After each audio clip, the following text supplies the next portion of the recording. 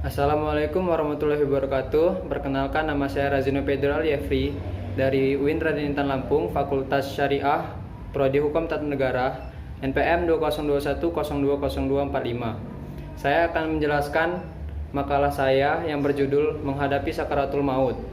Yang pertama, pengertian sakaratul maut. Sakaratul maut adalah suatu kondisi di mana manusia sedang menghadapi kematian, yang memiliki berbagai hal dan berharap untuk mati. Definisi sakaratul maut adalah penghentian kondisi pernapasan, denyut nadi, dan tekanan darah, serta hilangnya menanggapi rangsangan eksternal, ditandai dengan penghentian aktivitas otak atau penghentian fungsi jantung dan paru-paru. Sakaratul maut dan kematian adalah kedua istilah yang sulit dipisahkan, namun sebuah fenomena yang terpisah.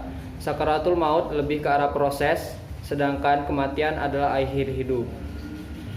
Maksud sakaratul maut adalah kedahsyatan, tekanan, dan himpitan kekuatan kematian yang mengalahkan manusia dan menguasai akal sehat. Makna bilhaq atau perkara yang benar adalah perkara akhirat, sehingga manusia sadar, yakin dan mengetahuinya.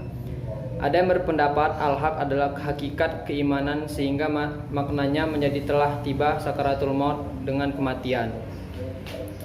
Allah Subhanahu wa Ta'ala telah menegaskan proses menegangkan itu dalam firman-Nya, dan dikatakan kepada siapakah yang akan menyembuhkan.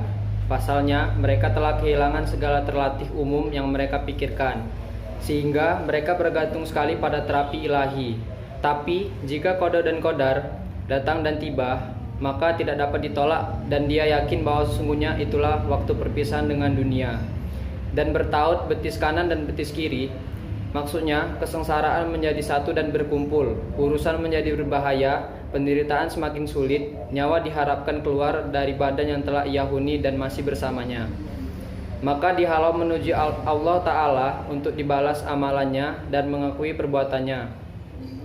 Peringatan yang Allah sebutkan ini akan mendapat mendorong hati-hati untuk bergegas menuju keselamatan dan menahannya dari perkara yang menjadi kebinasaannya. Tetapi orang yang menentang, orang yang tidak mendapat manfaat dari ayat-ayat, senantiasa berbuat sesat dan kekufuran dan penentangan.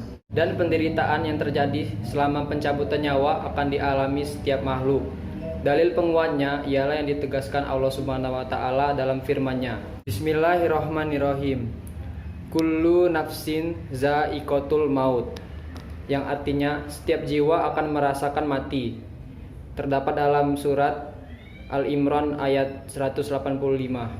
Demikian pula ditegaskan oleh Nabi Shallallahu Alaihi Wasallam dalam sabdanya, yang yaitu sesungguhnya kematian adalah kepedihannya. Namun demikian, tingkat kepedihan sakaratul maut setiap orang berbeda-beda.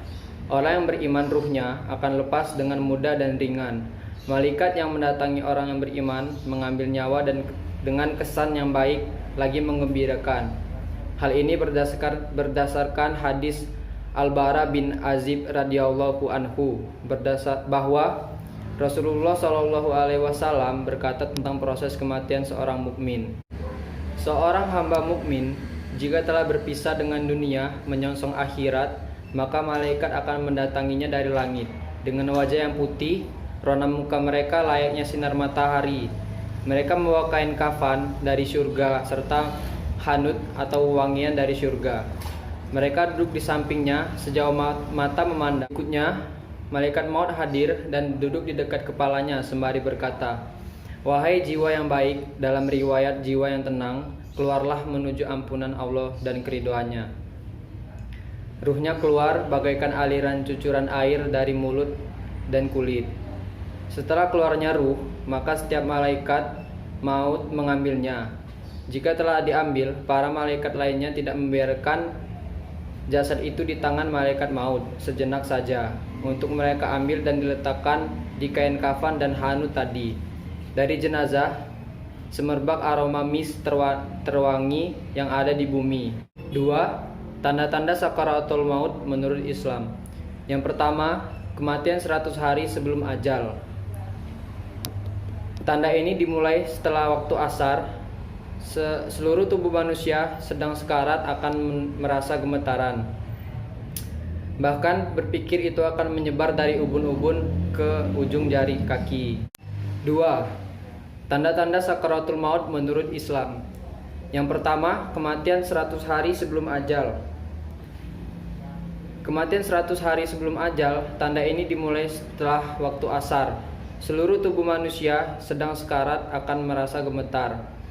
Bahkan berpikir itu akan menyebar dari ubun-ubun ke ujung jari-jari kaki. Siapa saja yang telah pernah merasakannya mengatakan bahwa tanda ini memiliki rasa kenikmatan yang sangat luar biasa. Tapi sebenarnya itu isyarat dari Allah untuk menjadi ciptaannya yang akhirnya semakin dekat. Yang kedua, kematian 40 hari sebelum ajal. Tandanya adalah seorang mampu merasakan suatu denyutan yang terdapat di bagian pusar. Waktu yang terjadi untuk tanda-tanda ini juga terjadi ba'da asar. Dikatakan bahwa pada saat pusar berdenyut, terdapat daun yang bertulis namanya yang berada pada arsy telah gugur. Kemudian malaikat maut segera mengambil satu helai daun itu, lalu mulai pada saat itu dia akan mengikuti dimanapun manusia tersebut berada. Bahkan dikatakan manusia yang mempunyai rasa keimanan yang cukup tinggi akan bisa melihat wujud malaikat maut tersebut walaupun hanya sekilas. Dan orang-orang yang melihatnya biasanya akan bingung dan merasa takut karena dia tahu bahwa waktunya di dunia ini tinggal sebentar. Yang ketiga, kematian pada 7 hari sebelum ajal. Waktu terjadinya tanda tersebut juga pada ba'da asar. Biasanya manusia yang akan mengalami kematian akan merasa perubahan pada fisiknya, serta akan ada perubahan signifikan pada kebiasaan yang dijalaninya selama ini. Contohnya, ada seseorang yang mendadak punya selera makan tinggi padahal sedang mengidap penyakit parah, atau hal-hal lain yang di luar kebiasaan dan tidak terduga sebagai kebiasaan yang wajar dari orang tersebut. Yang keempat, kematian pada 3 hari sebelum ajal. Pada waktu ini, seseorang yang memiliki kepekaan serta rasa iman yang cukup tinggi akan bisa merasakan tanda datangnya kematian secara nyata. Salah satu tanda ini yang dimaksud adalah berdenyut pada dahi, lebih tepatnya berada di tengah-tengah dahi kita.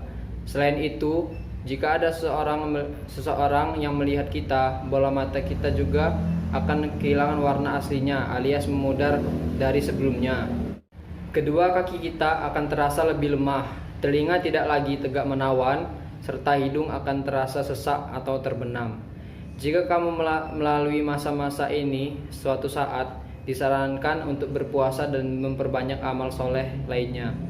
Berpuasa selain meningkatkan amal ibadah, kita menjelang kematian juga dapat meminimalisir najis yang ada di perut kita, sehingga pada saat dimandikan akan lebih mudah untuk dibersihkan. Yang kelima, kematian sehari sebelum ajal. Akan tiba setelah waktu asar, seseorang akan merasakan suatu denyutan di bagian belakang, yaitu di bagian ubun-ubun, yang menandakan kita tidak akan sempat menemui waktu asar pada hari berikutnya. Tanda akhir, kita dapat merasakan suatu kondisi sejuk di bagian pusat dan hanya akan turun ke pinggang, dan seterusnya akan naik kembali ke bagian tenggorokan. Pada waktu ini sebaiknya kita tetap mengucap kalimat syahadat dan berdiam diri menantikan kehadiran malaikat maut. Sebaiknya bila sudah terasa tanda yang akhir sekali, sebaiknya mengucap dalam diam dan jangan lagi berbincang-bincang. Yang ketiga, proses terjadinya sakaratul maut. Jika badan seseorang tertimpa luka, bekas kepedihan fisik itu akan menjalar sampai ke ruh. Jika ia terbakar, rasa sakit yang dialami badan akan terasa juga oleh ruh. Saat kepedihan pencabutan nyawa menyerang ruh, rasanya akan menenggelamkan semuanya. Ruhlah yang ditarik dari badan, dicabut dari tiap-tiap urat badan, ditarik perlahan dari urat syaraf, dari sendi-sendi, dari pokok setiap rambut dan kulit, dari ujung kepala hingga telapak kaki. Tergambar betapa menyakitkannya. Manusia pada hari itu benar-benar kesulitan. Seorang penyair pernah berkata tentang sakaratul maut, "Sungguh kematian itu lebih sakit daripada pukulan dengan pedang, gergajian dengan gergaji, dan guntingan dengan gunting." Duhai, betapa berat dan pedihnya sakaratul maut itu. Syaddad bin Aus pernah berkata soal kematian, "Kematian adalah huru-hara yang paling buruk di dunia. Ia lebih sakit dibanding digergaji dengan gergaji atau direbus dengan periuk." Maka benarlah jika kematian yang tiba-tiba itu sejatinya sebuah kenikmatan. Rasulullah Shallallahu Alaihi Wasallam bersabda, "Kematian secara tiba-tiba itu adalah kesenangan bagi orang mukmin dan penyesalan atas orang yang berbuat maksiat." Hadis riwayat Ahmad. Tidak ada yang lebih baik dibandingkan menyambut kepedihan sakaratul maut dengan terus tegap di atas iman. Kita tidak pernah lagi tahu kapankah sakaratul maut itu akan bertamu. Kepedihan apa yang akan menghadap.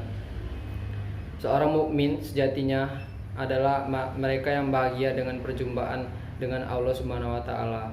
Rasulullah Shallallahu alaihi wasallam bersabda, "Siapa saja yang menyukai perjumpaan dengan Allah, niscaya Allah menyukai perjumpaan dengannya.